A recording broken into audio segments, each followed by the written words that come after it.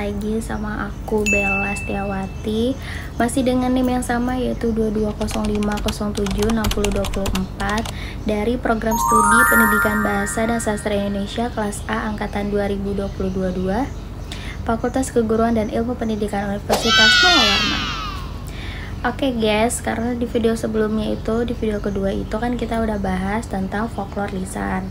Di video ketiga kali ini kita bakal masuk ke bagian folklore bukan lisan. Hal-hal yang bakal aku jelasin di sini tuh ada pengertian, kemudian ada bentuk-bentuknya, terus ada ciri-cirinya, dan yang terakhir itu ada fungsi dari folklore bukan lisan. Jadi buat teman-teman, kalian harus tonton video ini sampai habis karena aku bakal ngejelasin itu semua di video kali ini, oke? Oke guys, sekarang kita bakal masuk ke pengertian dari folklore bukan lisan. Jadi folklore bukan lisan itu adalah folklore yang bentuknya tuh bukan berasal dari lisan. Nah, folklore bukan lisan ini itu terbagi menjadi dua subkelompok, yaitu yang pertama material, terus yang kedua itu non material. Kemudian ada juga pengertian folklore bukan lisan menurut Zaidan, yaitu adalah suatu tradisi turun temurun yang menggunakan material ataupun non material sebagai cara dalam pewarisannya. Oke, sekarang kita masuk ke ciri-ciri dari folklore bukan lisan. Sebenarnya kalau kalian dengar ciri-cirinya itu hampir 11-12 aja sih sama folklore pada umumnya. Cuman kalau folklore bukan lisan ini ada 4 yang aku tahu ya. Yang pertama yaitu nilai-nilai tradisinya sangat menonjol dalam folklore. Karena folklore ini kan bersifat tradisional, jadi penyebarannya itu dalam bentuk relatif tetap dan juga dalam bentuk standar. Lanjut yang kedua, folklore ini dapat bervariasi tapi pada hakikatnya tetap sama. Karena zaman dulu itu kan dia nyampeinnya tuh kan secara lisan. Jadinya tuh belum ada yang namanya percetakan ataupun perekaman gitu kan. Jadi nggak bisa tuh folklore itu dibuat dalam bentuk cetakan atau rekaman, sehingga cuman bisa disampaikan secara lisan.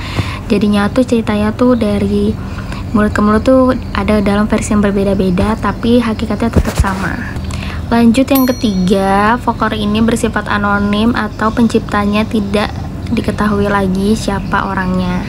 Kemudian yang keempat, cenderung memiliki bentuk yang berpola atau berumus, misalnya itu menggunakan kata-kata klise. Oke, sekarang kita masuk ke bentuk-bentuk dari folklore bukan lisan. Jadi folklore bukan lisan ini tuh punya dua bentuk. Yang pertama itu ada material, kemudian yang kedua itu ada non material. Kita bakal bahas yang material dulu.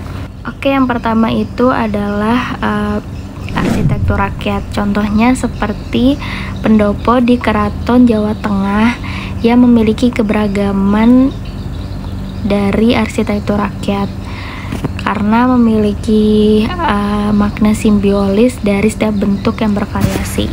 Lanjut yang kedua itu ada kerajinan tangan rakyat yang biasa kita dapat temuin di seni batik, seni lukis, seni membuat keris, kemudian juga ada seni ukir wayang, terus ada seni gerabah dan seni perhiasan.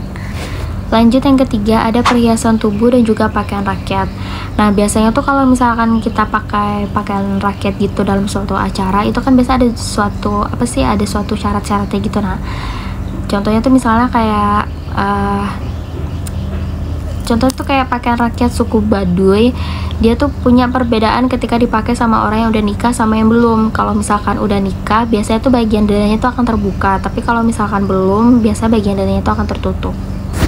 Oke, yang keempat itu ada makanan juga minuman rakyat. Contohnya tuh kayak tumpeng. Nah, tumpeng ini biasanya dipakai untuk suatu upacara adat atau acara-acara ritual tertentu. Terus yang kelima atau yang terakhir itu ada obat-obatan tradisional atau biasa kita nyebutnya dengan jamu. Nah, biasanya jamu ini kalau misalkan mau dibuat, biasanya tuh sama orang-orang suka ditambah-tambahin mantra-mantra gitu loh sebagai bentuk penyembuhan gitu. Oke, sekarang kita masuk ke bagian dari non-material. Non-materialnya terbagi menjadi dua, yaitu ada gerak isyarat atau gestur sama bunyi atau isyarat.